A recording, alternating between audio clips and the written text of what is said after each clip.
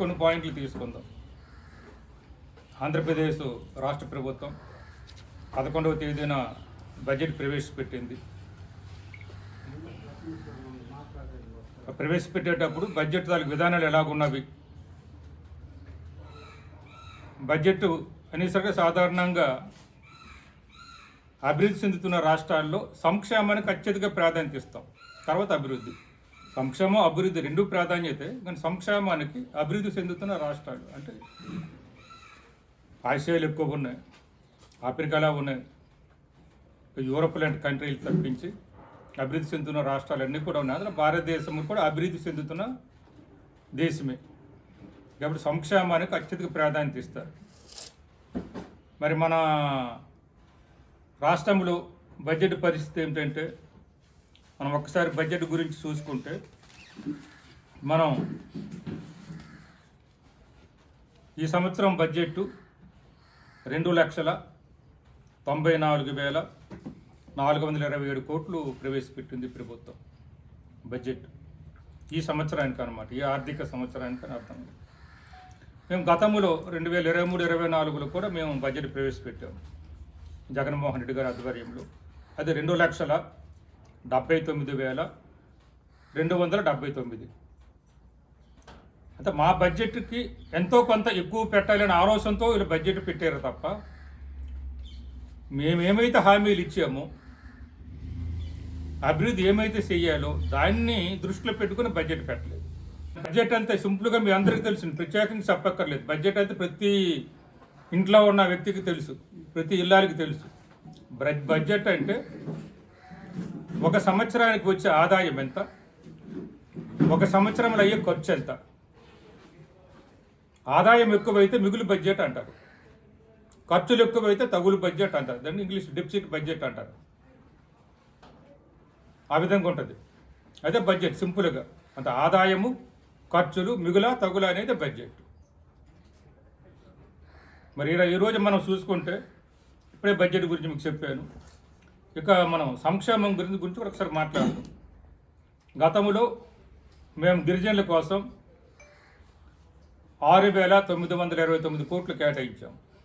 6,929 కోట్లు కేటాయిస్తే ఈ బడ్జెట్లో గిరిజనుల కోసం 7,557 కోట్లు కేటాయించారు. అంటే మేమిచ్చిన బడ్జెట్ కన్నా ఎంతో కొంత ఎక్కువ పెట్టామని చెప్పడానికి మాత్రమే ఒక 628 కోట్లు మాత్రం ఎక్కువ పెట్టారు. 5 సంవత్సరాల తర్వాత కేవలం 628 కోట్లు ఎక్కువ ఉంటుందా? చిత్తశుద్ధి ఉండాలి ప్రభుత్వానికి కానీ, గిరిజన శాఖ మంత్రికి కానీ. కనీసం ఒక 1000 కోట్లైనా ఎక్కువ పెట్టుంటే బాగుండేది.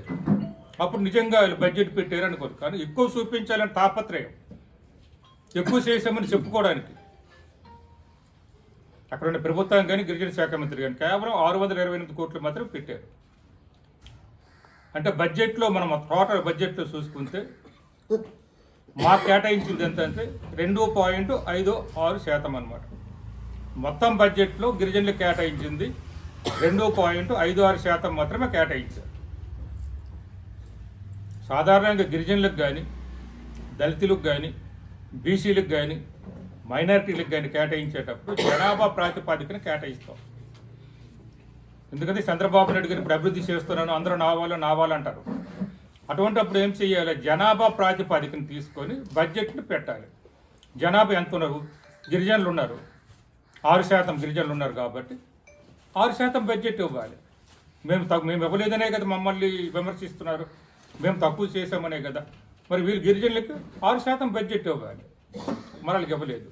మన స్టేట్మెంట్ నేను చూశాను, ఏనాడులో వచ్చింది అసలు. ఇది బ్రహ్మాండమైన బడ్జెట్, అద్భుతమైన బడ్జెట్ అని చెప్పుకున్నారు. శాసనసభలో చూసింది కూడా నేను విన్నాను, చూశాను. అలాగే దళితులు, ఎస్సీలకు తీసుకుంటే 18,497 కోట్లు కేటాయించారు. 18,497 కోట్లు. అంటే బడ్జెట్లో చూస్తే ఇది మొత్తం బడ్జెట్ అయితే ఇందుకు చెప్పాను కదా, 2,94,427. ఆ బడ్జెట్లో చూస్తే ఇది కేవలం 6.28%. ఇది ఈ శాతం అనేది గిరిజనులకు కేటాయించాలి. ఎస్సీలకి కనీసం 15% కేటాయించాలి. మరి ఇక్కడ ఇవ్వలేదు. మీరు అద్భుతమైన బడ్జెట్ అని ఎలా చెప్పగలరట్లేదు. అదేవిధంగా బడ్జెట్ మొత్తం మీద చూసుకుంటే ఎస్సీ ఎస్టీలకు కలిపి 26,054 కోట్లు ఇచ్చారు. మొత్తం బడ్జెట్లో 8.85% మాత్రమే ఎస్సీ ఎస్టీలకు ఇచ్చారు. అది రెండూ కలిపి కనీసం 20% దాటాలి. ఎస్సీ ఎస్టీలకు బడ్జెట్లో కేటాయించిన బడ్జెట్లో దాటాలి. జనాభా ప్రాతిపాదికన ఇస్తేనే మేము అభివృద్ధి చెందుతాం. ఎస్సీలు కానీ ఎస్టీలు కానీ ఎదుగుతారన్నమాట. అలాగే ఎస్సీ ఎస్టీలు ఇంకా మామూలు కాకుండా బీసీలకు చూసుకునేటప్పుడు ఎస్సీ ఎస్టీలు బీసీలకు మొత్తం చూసుకుంటే 69,437 కోట్లు. అంటే బీసీలకి 39,007 కోట్లు శాంక్షన్ చేశారు. బీసీలకి 39,007 కోట్లు, మైనారిటీలకి 4,376 కోట్లు శాంక్షన్ చేశారు. మొత్తం ఎస్సీ ఎస్టీ బీసీ మైనారిటీ కలుపుకుంటే 69,437 కోట్లు శాంక్షన్ చేశారు. అది బడ్జెట్లో అలాట్ చేశారు, మంజూరు చేశారని అర్థం. మొత్తం బడ్జెట్లో చూసుకుంటే 23.43% ఈ 4 కులాలకు ఇచ్చింది. ఎస్సీ ఎస్టీ బీసీ మైనారిటీలకు ఇచ్చింది 23.43% ఇచ్చారు. భారతదేశంలో చూసినా ఆంధ్రప్రదేశ్లో చూసినా అత్యధిక జనాభా ఎవరిది?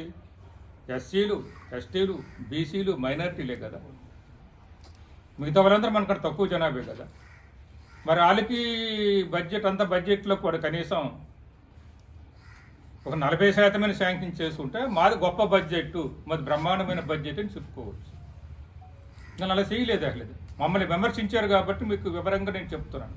మేమేటి చేయలేదు, మేము ఎస్టీలకి ఏది చేయలేదు, ఎస్సీలకి ఏది చేయలేదు, బీసీలకి ఏది చేయలేదు, మైనారిటీకి ఏది చేయలేదు, జగన్మోహన్ రెడ్డి గారు ప్రభుత్వం అని చెప్పారు కాబట్టి ఇంత వివరంగా మీకు చెప్పడానికి గల కారణాలు అయితే ఇంత వివరంగా చెప్పాను. మరి ఇది ప్రభుత్వం దీనివల్ల మరి ఎస్టీలకి ఎస్సీలకి బీసీ మైనారిటీకి ఏం జరుగుతుంది? ఏమీ లేదు ఈ బడ్జెట్ వల్ల అనేది స్పష్టంగా మనకు అర్థమైంది ఈ పాయింట్. ఇక యువగలం ప్రజాగలం, యువగలం పెట్టాడైనా ప్రజాగలం అని మేనిఫెస్టో పెట్టి ఉమ్మడి మేనిఫెస్టో. ఈ మేనిఫెస్టోకి అనుగుణంగా చెయ్యాలి. ఈ మేనిఫెస్టోకి అనుగుణంగా మరి సూపర్ 6 పథకాలు ఉన్నాయి. వాళ్ళు ఇచ్చిన హామీలే కదా సూపర్ 6 పథకాలు, మనం అమలు చేయాలి కదా. మరి సూపర్ 6 పథకాలకి బడ్జెట్లో లేవు. సరిగ్గా ఈ బడ్జెట్లో సూపర్ 6 లేవు కదా. మరి దాని సంగతి ఏమిటి? అసలు దీనివల్ల ప్రజలకు మేలు చేస్తున్నామా, ద్రోహం చేస్తున్నామా? మరి ఈ ప్రభుత్వం చెప్పాలి. కూటమి ప్రభుత్వం ప్రజలకు ఏదైతే హామీలు ఇచ్చామో ఎన్నికల్లో ఆ హామీలు నిలబెట్టుకోవాలి కదా. మనం ఒకసారి సూపర్ 6 గురించి చూసుకుంటే ఎమ్మెల్సీ చేసేట ఆమె మాట్లాడినవి, శాసన మండలిలో ఆమె మాట్లాడినవి దేని గురించి? ఆశా వర్కర్ల గురించి, అంగన్వాడీ వర్కర్ల గురించి. జీతం ఇంకా పెంచాలి అనేది, పెంచిన జీతం ఎప్పుడు ఇస్తారు అని డిమాండ్ చేసిన ఆమె. జీతం ఇంక ఎక్కువ పెంచాలని, పెంచిన జీతం ఎప్పుడు ఇస్తారని శాసన మండలిలో ఆమె ఎమ్మెల్సీగా డిమాండ్ చేసినవి. మరి ఈరోజు అంగన్వాడీకి కూడా ఆమె కదా మంత్రి గారు, మహిళా శిశు సంక్షేమ శాఖకు కూడా గుమ్మడి సంజయ్ రాయన్ గారు మంత్రి గారు. మరి ఇప్పుడు ఎందుకు ఇవ్వడం లేదు? ఆమె ఆలోచిద్దాం, నిర్ణయం తీసుకుంటాం, ఆగండి, ఎందుకు ధర్నాలు చేస్తారంటున్నారు. ఆ రోజు అంగన్వాడీ ధర్నాలు చేసేటప్పుడు సంజయ్ రాయన్ గారికి వీళ్ళు మద్దతు ఇచ్చారు, చంద్రబాబు నాయుడు గారు వీళ్ళు మద్దతు ఇచ్చారు కదా, కూటమిలు అందరు కూడా వీళ్ళు మద్దతు ఇచ్చారు కదా. ఇది శాసన మండలిలో డిమాండ్ చేసినవి. ఇవి ఆశా వర్కర్లకు జీతం ఎప్పుడు పెంచుతారని ఒకటి, పెంచిన తర్వాత ఎప్పుడు నుంచి అమలు చేస్తారు అని, ఇంకా ఎక్కువ పెంచాలని. అలాగే అంగన్వాడీలకు కూడా. మరి అంగన్వాడీ శాఖకు కూడా ఆమె కదా ఈరోజు మంత్రి. మరి మేము పెంచిన తర్వాత కూడా మరి ఈ రేటు ఎందుకు పెంచారు వాళ్ళు? గతంలో వాళ్ళందరూ వెళ్ళి అంగన్వాడీ దగ్గరికి వెళ్ళి మద్దతు తెలిపారు. మరి ఈరోజు ఎందుకు చెప్పారంటున్నాను. అలాగే గిరిజన యూనివర్సిటీ గురించి చూద్దాం. గిరిజన యూనివర్సిటీ గురించి మీ అందరికీ తెలుసు. తెలుగుదేశం ప్రభుత్వం ఉండేటప్పుడు 2014 వచ్చారు కాబట్టి గిరిజన యూనివర్సిటీ ఇచ్చారు. దాన్ని తీసుకెళ్లి రెల్లి అనే గ్రామంలో ఎస్కోట నియోజకవర్గంలో కొత్త వలసలో ఏదో గోడ కట్టి వదిలేశారు. దాన్ని మేము తీసుకొచ్చి విజయనగరం జిల్లా మెంటాడ మండలం కుంటున్న వలసలు కడితే ఈ గిరిజన శాఖ మంత్రి గారు అక్కడ ఎలా కడతారు, విజయనగరం జిల్లాలో ఎలా కడతారు, కడితే సాలూరులో కట్టాలి లేదా పాచిపేటలు కట్టాలి అని మీ అందరికీ తెలుసు. మీ అందరూ ఆమె వార్తలు పరిశీలించిన వారు. ఆ తర్వాత ఆమె మొన్న ఆగస్టులో వెళ్ళారు కుంటున్న వాళ్ళు గిరిజన యూనివర్సిటీకి వెళ్ళి ఇక్కడే ఉంటుంది గిరిజన యూనివర్సిటీ అని చెప్పారు. ఆయన ఆగస్టులో వెళ్ళి గిరిజన యూనివర్సిటీ ఇక్కడే ఉంటుంది, కుంటున్న వలసలో ఉంటుంది, మరి మారదని చెప్పారు.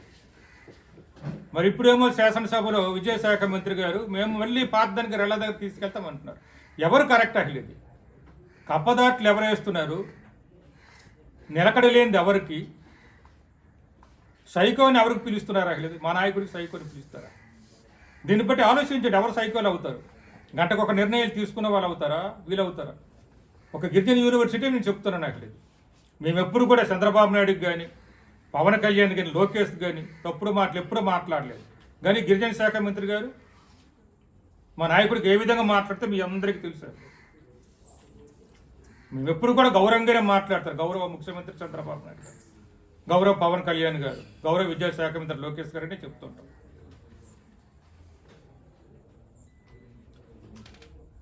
మరి ఈ విధంగా ఒక గిరిజన యూనివర్సిటీ నుంచి కప్పదాట్లు వేస్తూ ఇక్కడ అక్కడిక్కడ చేస్తే మరి ఇక్కడ ఎప్పుడు చేస్తారని అడుగుతున్నాను. నాకు లేదు.